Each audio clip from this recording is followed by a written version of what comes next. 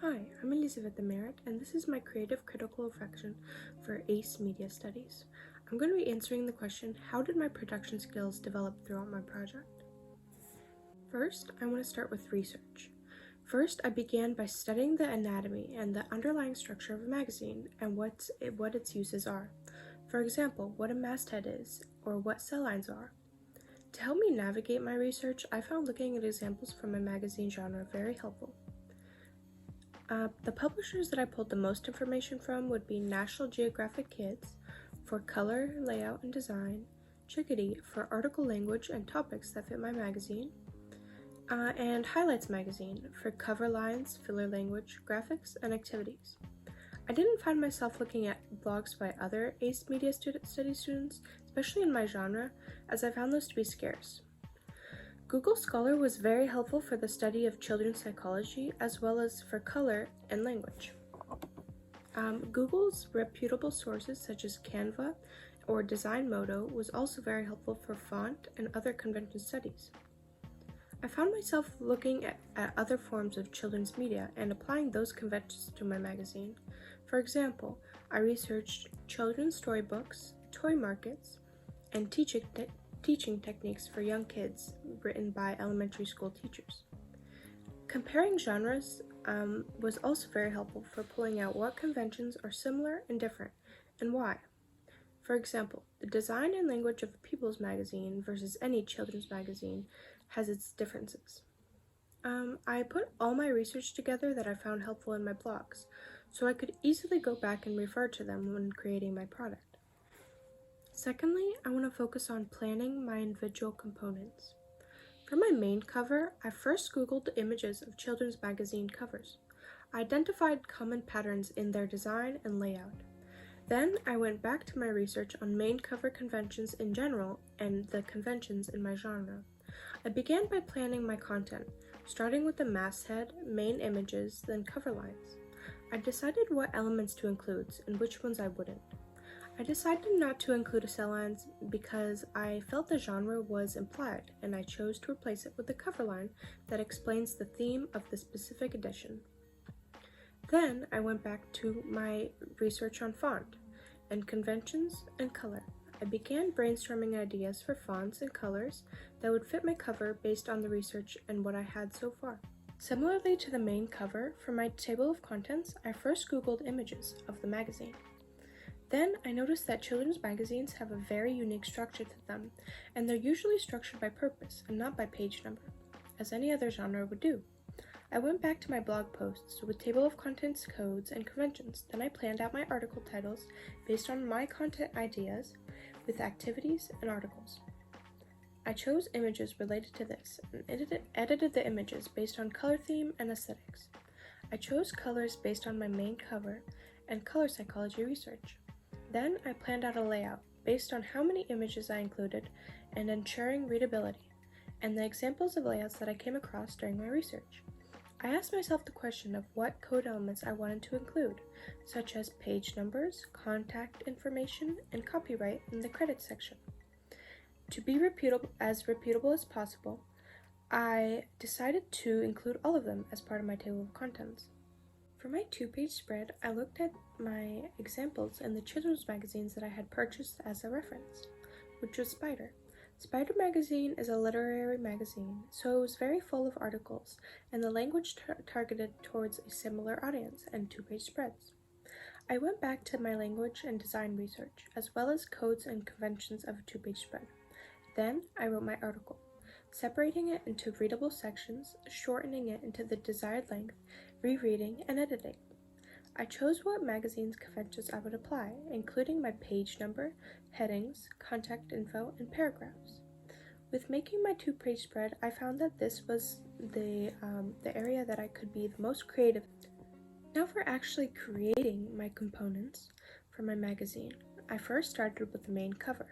The main cover took some trial and error for the colors and font, but then I decided on some final choices based on my font psychology and color psychology research. I started with the edited main image and based colors and content around this. I chose to format it as the entire background and chose a color scheme based on the image. which was complementary colors, purple and green. I added additional graphics to go along with the color lines, and technology that I learned how to use with this was how to resize, how to use background mover. I edited the additional photos with the skill of add shadow and lift. The elements very important here were the colors, graphics, and overall presentation. Now for my table of contents, this also took some trial and error for the color and font. I added graphics to match the color content as fillers, and I edited the design. Some techniques I was unfamiliar on how to use was how to automatically line up the numbers with the title, as you would in a table of contents. The technology that I used and learned in this was how to use Canva and how to add borders to images.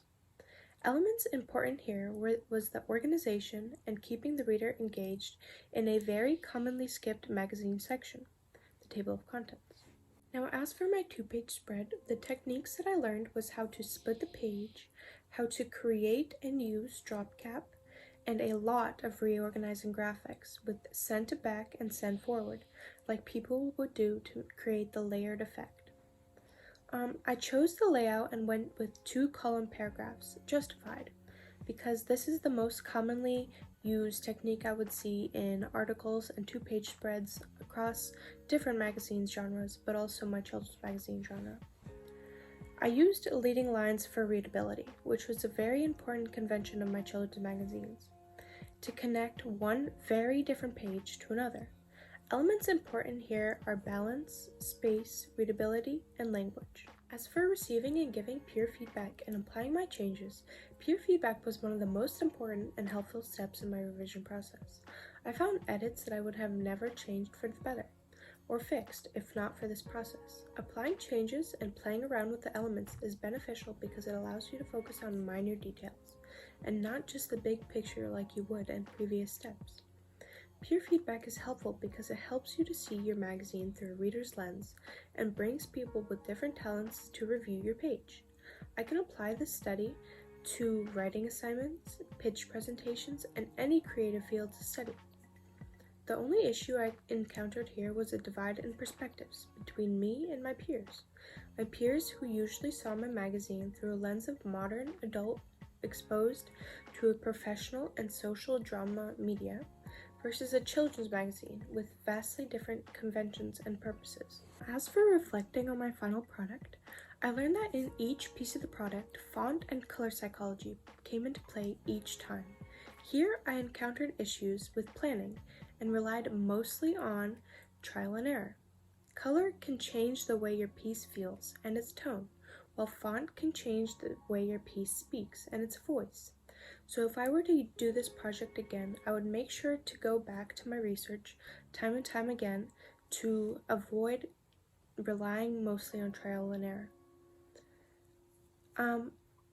Your choices of language can either make or break your piece, so it is important to link it back to your content while following the conventions of your genre. I found this especially important in the 2-page spread, but throughout my children's magazine as well. The layout is important for the professionalism of your page and its readability. With a children's magazine, it is important to guide the eye with what you want them to see or understand. I found myself using leading lines in many parts of creating my product. With my final product, I noticed myself changing the way I view children's media. I learned that with the content, it is important to speak in a way that your young audience would understand and absorb, share their interests and acknowledge their concerns, while also showcasing real-world issues and information that they can use in the real world, which for this project I chose to represent the relevant issues such as sustainability, education, and being social.